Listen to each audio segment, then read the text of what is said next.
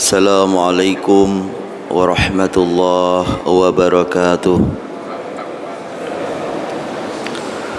Alhamdulillah alladzi arsala rasulahu bil huda wa dinil haqqi liyudhhirahu ala dini kullihi walau karihal musyrikun.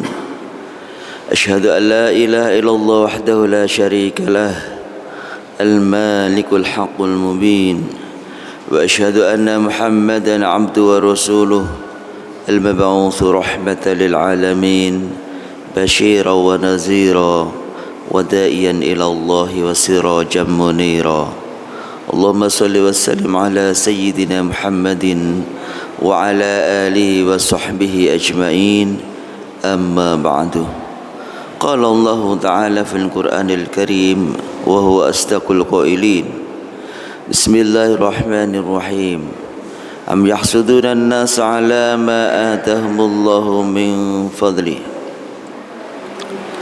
Faqad atayna ala Ibrahim al-kitaba wal hikmata wa atainahum mulkan azima. Quran surat An-Nisa ayat 54. Apakah mereka orang-orang Yahudi itu mereka iri dengki, benci kepada Nabi Muhammad ketika diberikan kepadanya kerasulan, diberikan kepadanya umat yang banyak? Sampai sekarang ini bahkan Rasul enggak ada pun umatnya masih percaya iman kepadanya. Maka muncullah iri dengki yang lahir dari hati mereka orang-orang Yahudi itu. Maka sesungguhnya faqad atayna ala Ibrahim al-kitaba wal hikmah, telah diberikan kepada keluarga Ibrahim. Kalau dulu diberikan kemuliaan kepada Bani Israel, maka kemudian di akhir-akhir diberikan kemuliaan kepada keluarga Nabi Ibrahim. Diberikan Alkitab, diberikan Al-Hikmah, wa atainahum mulkan azima, diberikan kerajaan yang besar. Quran surat An-Nisa ayat 54. Bapak Ibu yang dimuliakan oleh Allah, dalam ayat itu menunjukkan bahwa sungguhnya orang-orang Yahudi itu mereka iri kepada Nabi Muhammad, iri kepada kaum muslimin secara umum. Mereka ini mengatakan, kenapa sih wahyu itu diberikan kepada Muhammad? Mereka itu orang Arab, orang biasa. Kenapa enggak diberikan kepada kami saja, Bani Israel, orang mulia, kaum atas, orang-orang kuat, akarnya sudah merekah, sehingga akhirnya seakan-akan mereka ini mengatakan tak pantaslah kalau Muhammad itu mendapatkan wahyu. Sungguhnya wahyu itu melalui kami. Ini muncullah sifat iri. Sifat iri dan dengki yang dimiliki oleh orang Yahudi ini ternyata tak berhenti sampai sekarang ini. Kemudian kalau kita ini melihat bahwa sesungguhnya kalau seorang iri ini seakan-akan dia ini iri terhadap keputusan Allah. Bukankah yang terjadi dalam kehidupan ini semuanya pemberian dari Allah? Bukankah sesungguhnya muara yang diterima oleh manusia ini, kemuliaan, kesuksesan, nikmat, itu adalah merupakan pemberian Allah secara keseluruhan. Sedangkan kalau ada orang yang sombong mengatakan, aku ini sukses karena kerja keras, aku ini berhasil karena aku ini pejuang, aku ini mendapatkan kebaikan, kemuliaan, jabatan adalah karena hasil usaha, maka sesungguhnya ini hanya ucapan sombong belaka. Karena muara sesungguhnya adalah Allah lah yang memberikan semuanya itu. Oleh karena itu kalau kita diberikan nikmat, dalam hati langsung diyakini ini dari Allah Subhanahu wa ta'ala.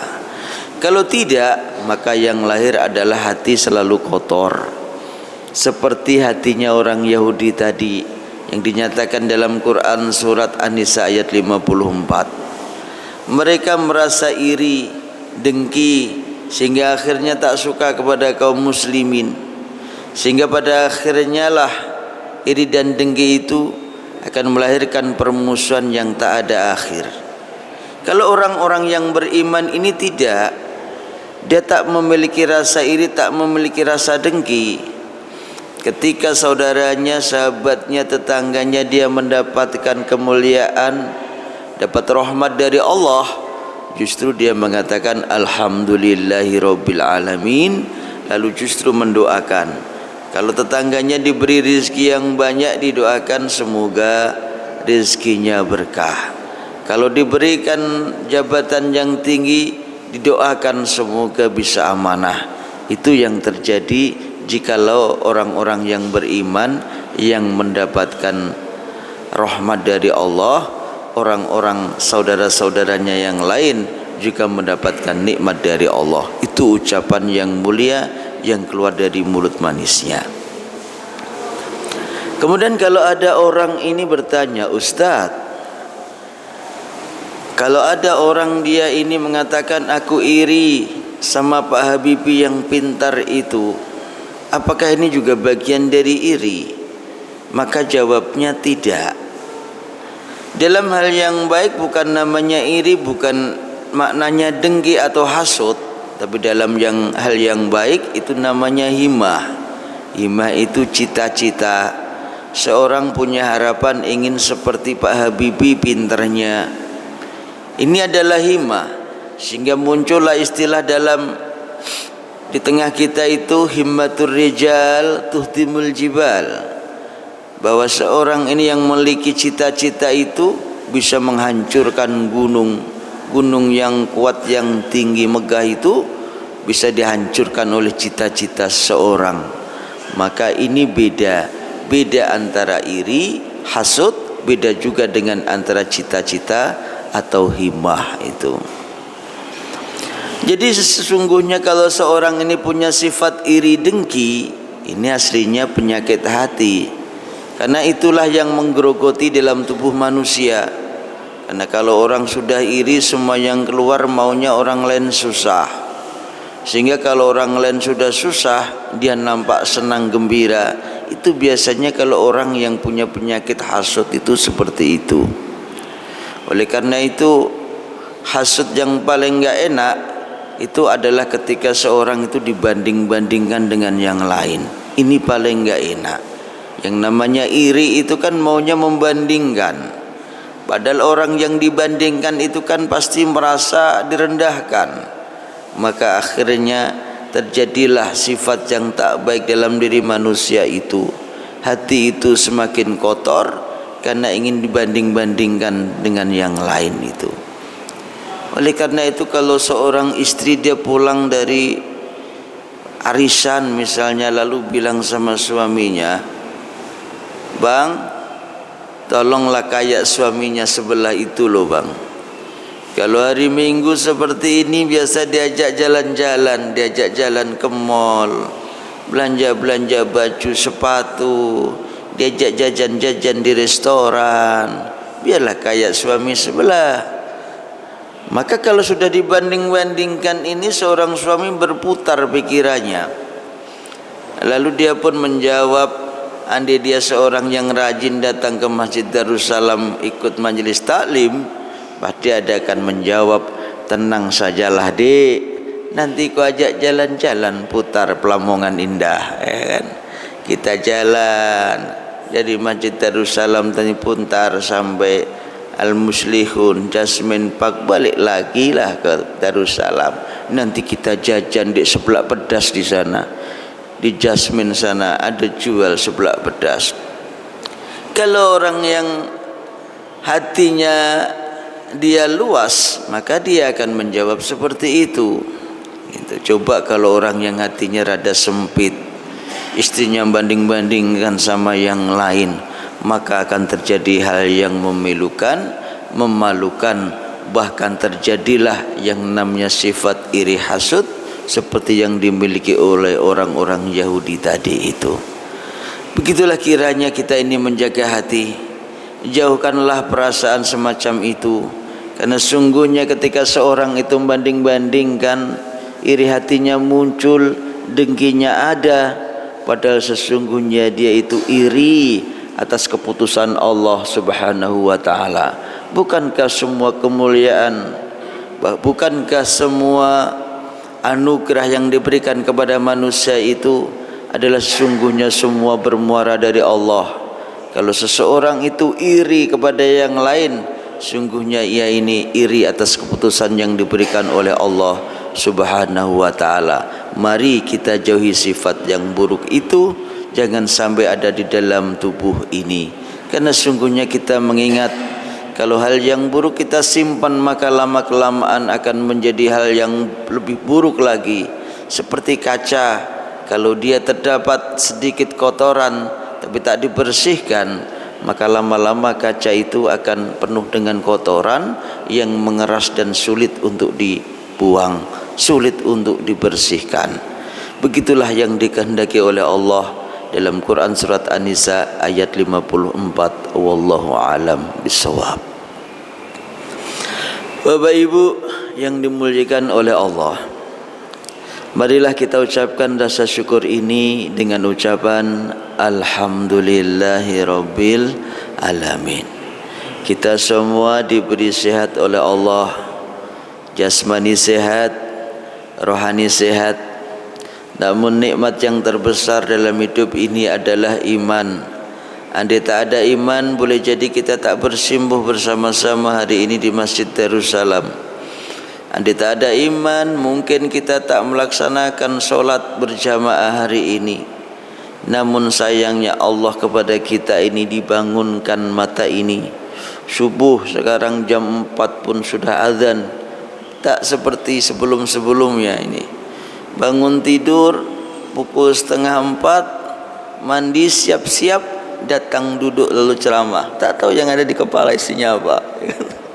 Karena mata ini baru terbelalak, baru melihat dunia, lalu kemudian harus menyampaikan. Maka hari ini kita bersimbuh bersama-sama menghadap Allah adalah karena iman. Oleh karena itu sekali lagi kita ucapkan rasa syukur kepada Allah dengan ucapan Alhamdulillahirabbil alamin. Lalu kita solat berjamaah, zikir bersama imam, berdoa bersama-sama. Kemudian kita melaksanakan majlis taklim yang dulu juga biasa dilakukan oleh Rasulullah. Karena itulah kita ucapkan solawat untuk beliau.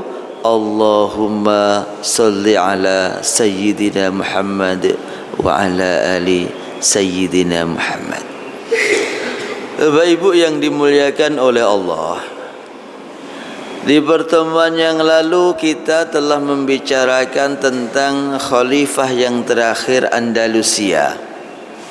Diangkatnya khalifah yang usianya umurnya masih kecil 10 tahun.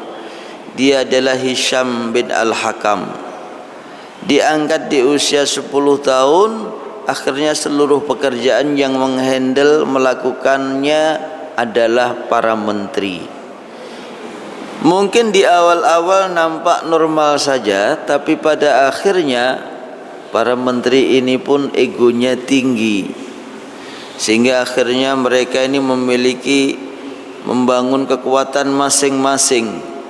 Dari situlah akhirnya ada yang membuat program harus disetujui, harus dilakukan, tak boleh ditentang. Kemudian yang lain pun harus seperti itu, tak butuh musyawarah dan sebagainya. Terpecah belahlah mereka. Mereka berselisih seperti yang saya sampaikan di pertemuan yang lalu, dan akhirnya terpecahlah Andalusia itu. Tak ada lagi kekhalifahan Andalusia. Itu yang terakhir. Kemudian terpecah-pecah menjadi kota-kota kecil. Seperti yang saya sampaikan dulu, Indonesia jangan sampailah pecah. NKRI tetaplah suatu kesatuan. Jangan pecah menjadi negara Jawa, jangan pecah menjadi negara Sulawesi, Sumatera, atau menjadi negara Riau yang dulu pernah kita dengar, Ambon, Papua dan sebagainya.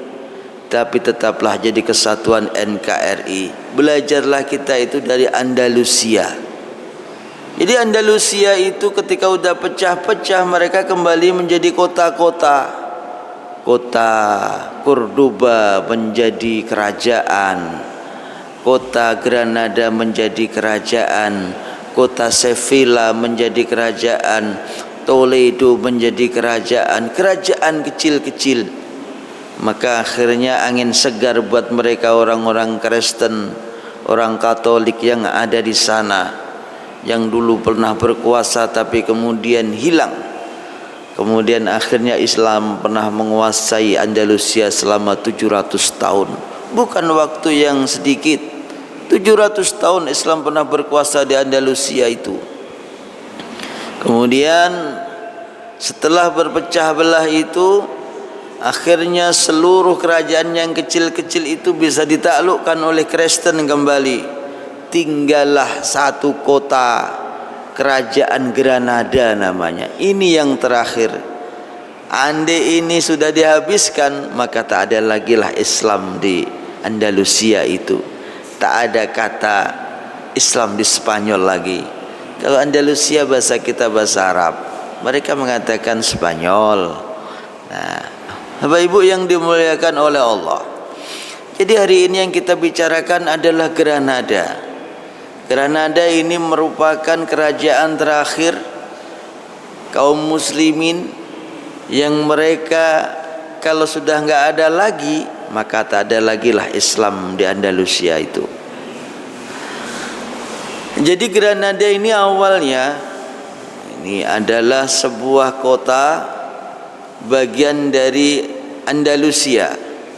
Namun karena terpecah-pecah, Granada menjadi kerajaan. Rajanya adalah Abu Abdullah. Dalam bahasa Latin biasa disebut Bu Abdul katanya gitu. Itu bahasa kalau kita buka buku-buku bahasa Inggris itu Bu Abdul. Kalau kita melihat Al-Muqtabis kitab Arab namanya Abu Abdullah.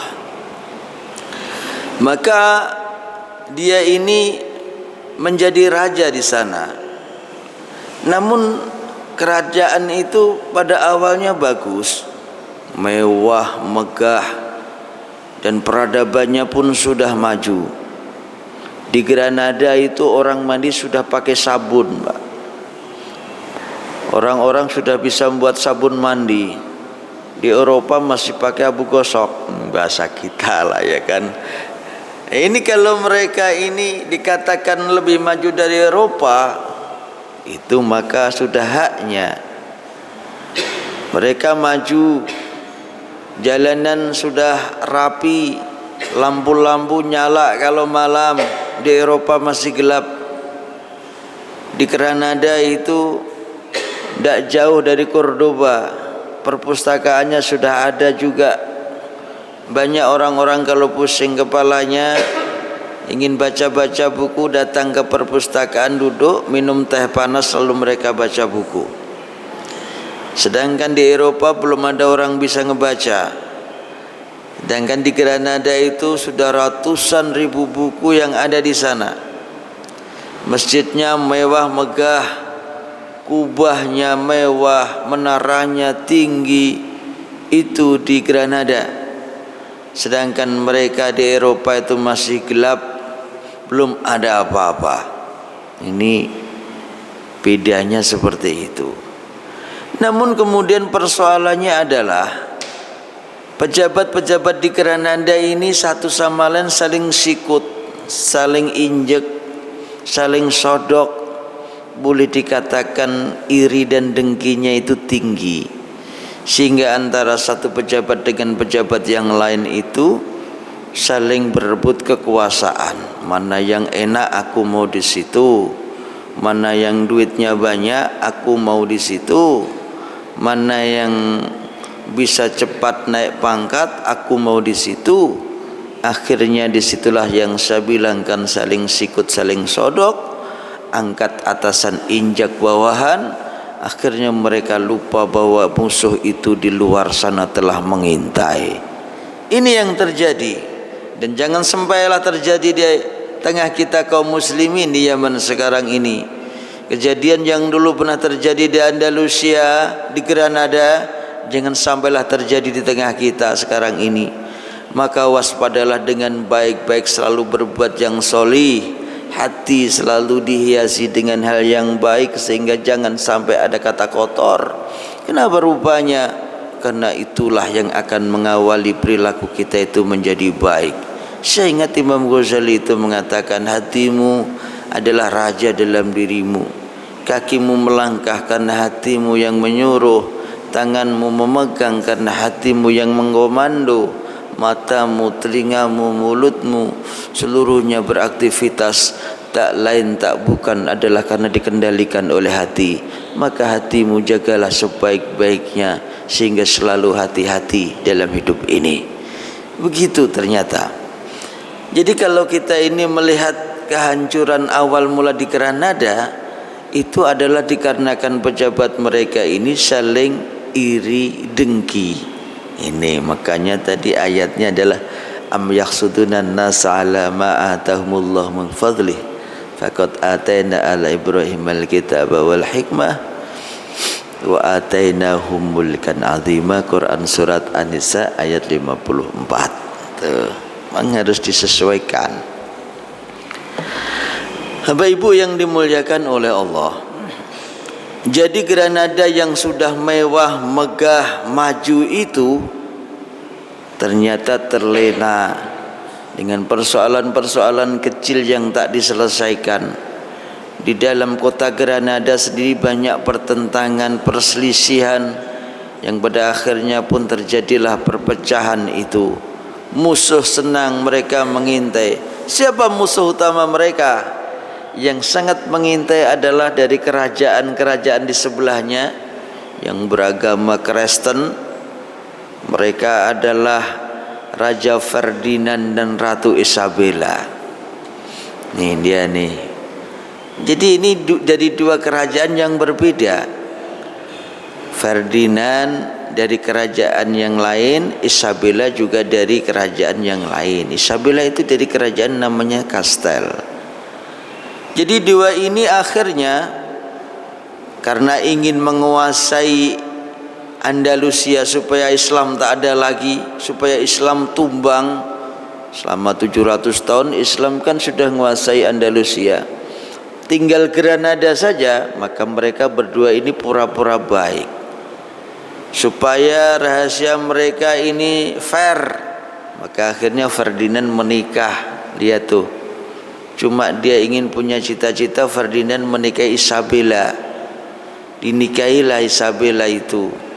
Jadi dari dua kerajaan yang berbeda nikah demi untuk mendapatkan satu tujuan. Bukan seperti pernikahan kita yang maunya sakinah, mawaddah, warahmah.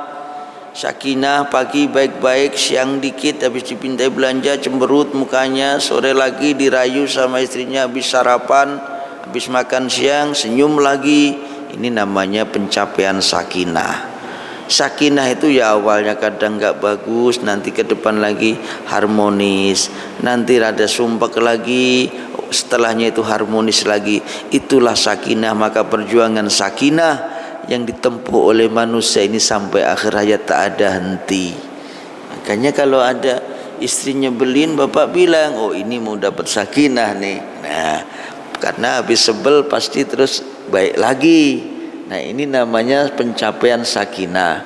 Maka kalau ada di rumah tangga itu rada sebel-sebel, itu aslinya bumbu kehidupan yang sakinah dalam keluarga semacam itu. Jangan lalu kemudian sebel terus cari kenalan. Nah ini cari masalah, ya kan. Nah ini cari masalah. Maka yang benar adalah kita menyadari bahwa begitulah pencapaian sakinah. Jadi kalau kita ini berumah tangga ingin sakinah, mawaddah, warahmah, beda dengan Ferdinand dan Isabella. Ini Ferdinand dan Isabella tujuannya adalah ambisi politik. Bagaimana bisa menghabisi orang Islam ini supaya tak ada lagi di Andalusia. Akhirnya Bu Abdel, tadi sang raja Granada, ini kemudian dalam keadaan lemah-lemahnya bingung dia ngatur para pejabat. Ini pejabat mulai pada mau berani, mau dilurusin susah karena keadaan kerajaan sudah mulai lemah. Ternyata hal yang semacam ini dimanfaatkan oleh Ferdinand dan Isabella untuk menyerbu, menggempur Granada. Maka Granada pun tak berkutik, tak ada perlawanan. Sehingga akhirnya Bu Abdal dia menyerahkan kunci istana begitu saja kepada Ferdinand. Sudahlah mas, ini kunci bahasa kita nih. Ini kunci ku kasihkanlah. Ambil ajalah istana biar kita ini keluar ajalah dari istana. Maka menangislah dia seperti perempuan ini Bu Abdal ini. Dia menangis seperti perempuan. Kemudian ibunya melerai, dia bilang, "Nak, sudahlah, tak usah kau tangisi istanamu seperti perempuan. Kau telah memperjuangkan untuk mempertahankannya seperkasa laki-laki, maka ikhlaskan sajalah. Ayo kita keluar dari istana." Itu kata ibunya. Sayangnya seorang ibu kepada anaknya, karena kerajaan itu harus ditinggalkan. Di mana rumah dia dilahirkan dari ibunya, ditinggalkan pergi, entah akan menjadi apa tak mengerti. Ini yang terjadi di Granada. Akhirnya Ferdinand dia bisa menguasai Granada. Ferdinand dan Isabella, ini sosok suami istri itu, yang akhirnya cita-citanya tercapai. Namun biasanya kalau orang suami istri kan punya cita-cita. Nah, cita-cita dia ini, mereka berdua bercita-cita supaya menguasai Granada, karena Granada ini kota terakhir yang dihuni oleh kaum muslimin. Kalau sudah dikuasai, maka habislah Islam di daratan Andalusia itu. Maka itu terjadi pada tahun 1492. Jadi terjadilah tragedi besar, jatuhnya Islam di tangan orang-orang Nasrani pada saat itu. Kemudian kalau kita melihat itu, jadi kalau ibunya melerai anaknya nangis, saya kok ingat seperti dosen sama mahasiswa. Kalau ada mahasiswa lama nggak lulus itu, pasti dosen selalu bilang, "Nak, sampean iku mas, bukannya kamu itu bodoh, bukan, tapi karena nggak rajin belajar dan juga malas berangkat kuliah." Pasti begitu. Jadi seakan-akan ini adalah mengingatkan kepada kita, jangan sampai kita itu lengah. Akidah itu jangan sampai terlepas. Jangan sampai punya perasaan hasud kepada yang lain. Kalau saudaramu, tetanggamu, temanmu mendapatkan rahmat, diberi karunia sama Allah, doakanlah yang baik. Jangan ada sifat iri, jangan ada sifat dengki. Iri, sesungguhnya engkau ini iri kepada keputusan Allah Subhanahu wa taala. Allah telah memberi sahabatmu, kepada sebelahmu, kepada temanmu, tetanggamu, saudaramu, diberikan kemuliaan oleh Allah. Lalu engkau doakanlah semoga menjadi berkah dalam hidup, semoga menjadi manfaat dalam perjalanan nafasmu. Begitu yang harus kita sampaikan pada mereka. Di Bapak Ibu yang dimuliakan oleh Allah, itu termasuk penyebab utamanya. Granada bukan dia tak mampu berperang, Granada bukan negara miskin, dia lama, dia sudah berjaya. Kerajaan itu dulu adalah Kekhalifahan Andalusia, berjaya, namun ternyata dikarenakan rapuh dari dalam, maka akhirnya bisa dikuasai oleh orang Nasrani. Ferdinand dan Isabella menjadi penguasa di Granada. Lalu orang itu bertanya, "Ustadz, lalu bagaimana dengan nasibnya kaum muslimin yang mereka merupakan rakyat Granada? Mereka adalah bagian dari rakyat Andalusia. Apakah janji mereka itu bisa ditepati?"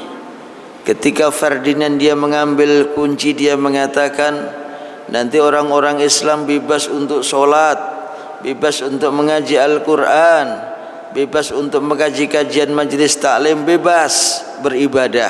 Apakah itu semua dilakukan? Jawabnya tidak. Ini adalah pelajaran buat kita.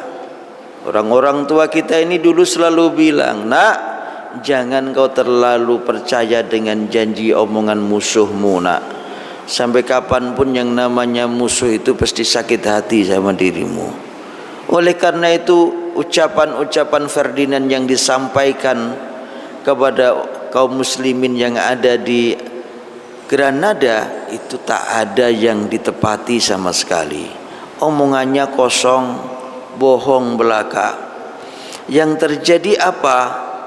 Yang terjadi masjid-masjid itu diubah menjadi gereja.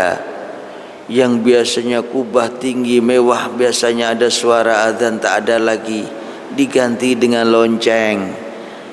Menara yang tinggi itu yang biasanya ada di sana di atas, naik ke atas lalu azan, suaranya keras supaya terdengar oleh semua yang ada di sekitar, berubah menjadi lonceng, ditarik dari bawah pakai tali lalu bunyi. Begitu yang terjadi. Yang dulu itu asalnya ulama-ulama baik-baik saja, sekarang banyak dituduh, lalu kemudian ditangkap, disiksa, sebagian mereka dibunuh.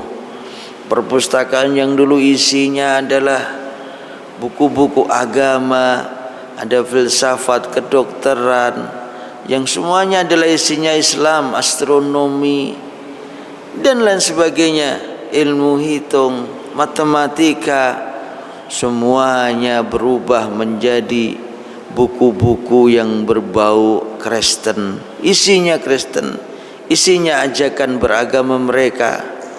Bahkan yang paling sadis adalah umat Islam ini kalau mau bertahan di Andalusia, dia harus berubah, harus masuk ke agama Kristen, dia harus keluar dari Islam, harus murtad dia. Kalau dia enggak mau, dibakar. Orang dibakar hidup-hidup. Ini yang terjadi di Andalusia pada saat itu.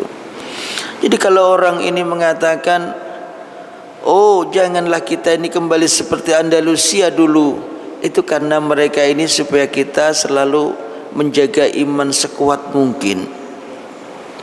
Menjaga iman sekuat mungkin, kemudian hati-hati jangan sampai hati ini kotor, sehingga akhirnya kita terjadilah persatuan dan kesatuan yang kuat.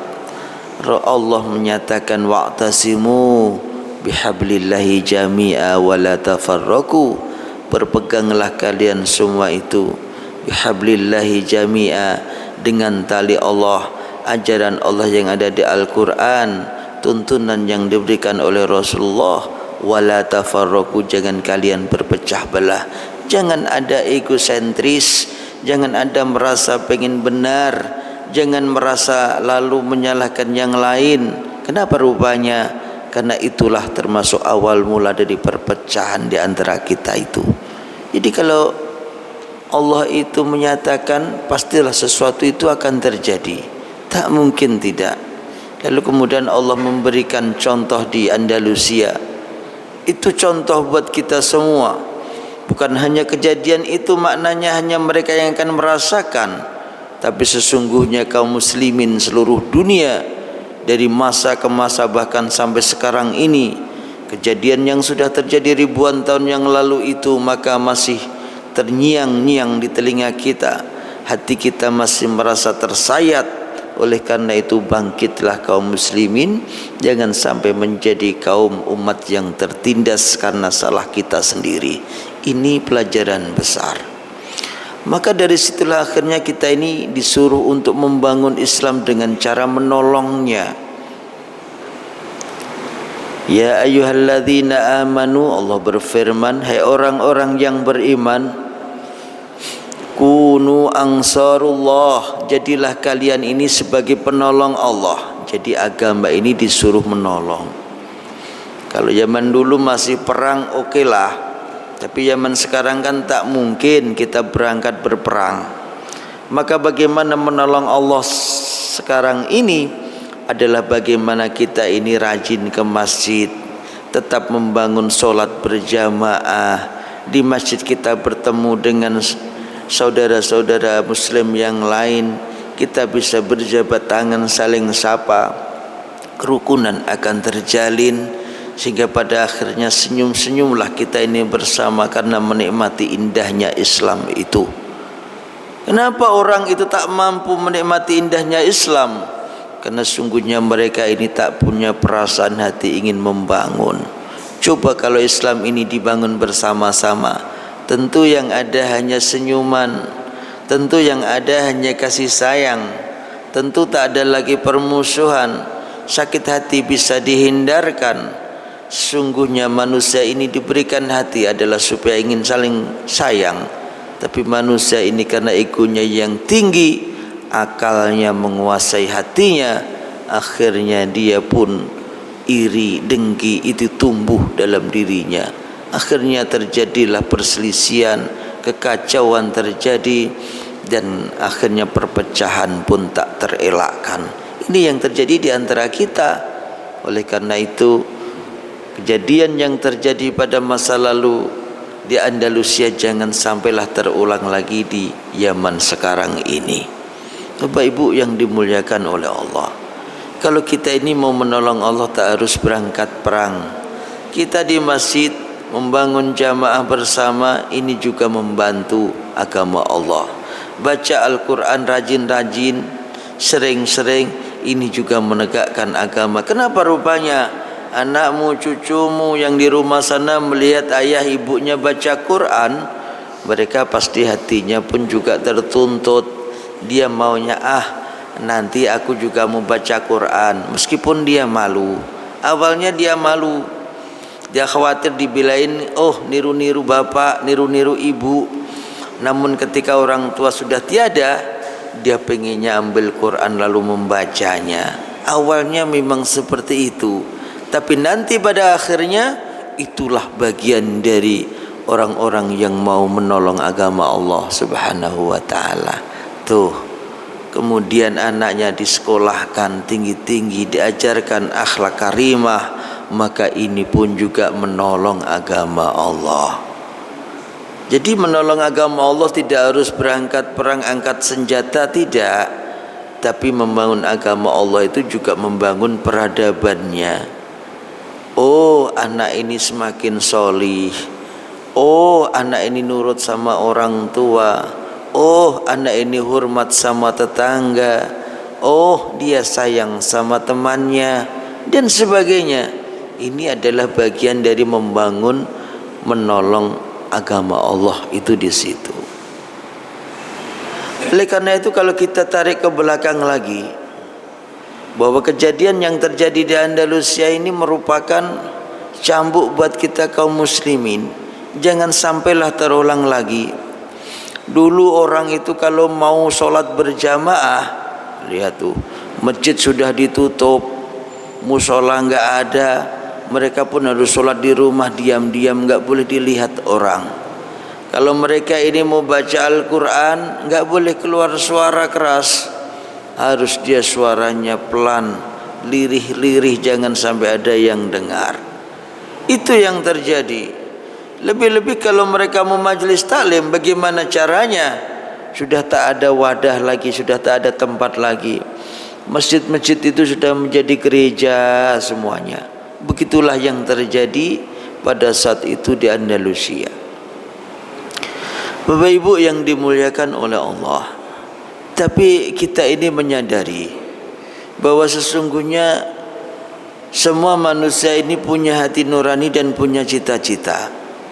Cita-cita terbesar kaum muslimin tentu bagaimana Islam ini selalu tegak, bagaimana Islam itu bisa mewarnai seluruh kehidupan dunia, baik dari dulu sampai sekarang, baik kepada anak-anak cucu atau bahkan generasi berikutnya.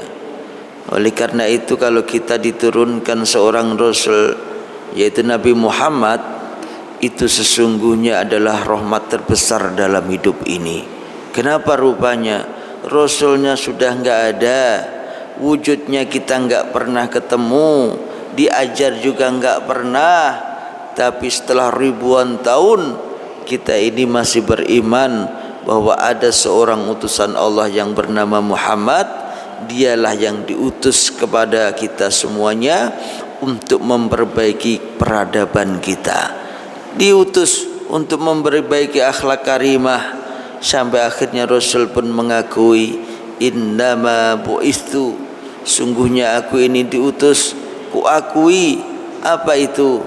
Innama bu'ithu liutammima makarimal akhlak. Satu tugas utamaku adalah liutammima makarimal akhlak, untuk memperbaiki akhlak manusia. Inilah pengakuan Rasulullah. Oleh karena itu kalau kita ini melihat peradaban ke depan ini semakin bagus, maka itulah kalimat yang teruntai yang telah kita sering bilangkan adalah rahmatan lil alamin, rahmat untuk semuanya. Bapak Ibu yang dimuliakan oleh Allah, itulah cerita Andalusia. Sampai sekarang ini maka kalau ada orang tua di Andalusia yang bawa anaknya hanya cerita saja, nak, dulu itu masjid besar nak, mana ayah? Itu loh yang sekarang ada loncengnya, itu dulu masjid kita itu.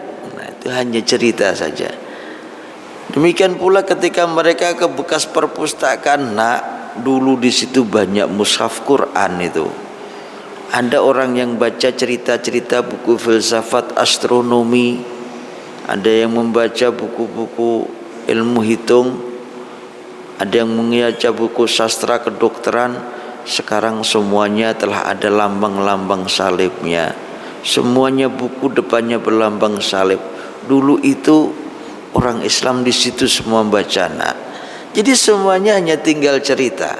Oleh karena itu jangan sampailah kita ini sekarang akan kembali kepada kejadian di masa lalu yang sangat memilukan, memalukan, dan menyedihkan buat kita semua. Ini adalah pelajaran yang terbesar. Mudah-mudahan umat Islam ini selalu bangkit ke depan untuk selalu mengangkat agama Allah. Orang mengatakan li'ila'i kalimatillah. Mudah-mudahan kita semua diberi sehat Bapak Ibu. Pagi ini pagi yang penuh berkah. Putra putri Bapak Ibu semuanya soleh-solehat, cucu ponakan yang ada di rumah, rezeki Bapak Ibu semuanya sampai akhir hayat akan selalu ada. Kemudian sukses pun akan selalu menyertai Bapak Ibu semuanya, amin, Allahumma amin. Nanti sepulang dari sini Bapak duduk ngopi di rumah, di sini ngeteh di rumah ganti warna, di sini coklat di rumah hitam, ya kan? Lalu dalam hati itu mengatakan, ya Allah, pagi ini aku telah datang ke majlis taklim, ya Allah, tafassahu yafsakhillahu lakum. Ya Allah, lapangkanlah hatiku, lapangkanlah rizkiku, lapangkanlah keselamatanku, lapangkanlah kesabaranku, ya Allah. Kau telah berjanji seperti itu dalam surat Al-Mujadalah, aku menantinya. Begitu Pak, itu caranya begitu. Jadi kalau kita ini mau menagih janji setelah kita melakukan, gitu nggih. Nah, mudah-mudahan bermanfaat buat kita semua. Pagi ini kita sambung lagi insyaallah di pekan yang akan datang akhirul kalam. Wassalamualaikum warahmatullahi wabarakatuh. Allahumma salli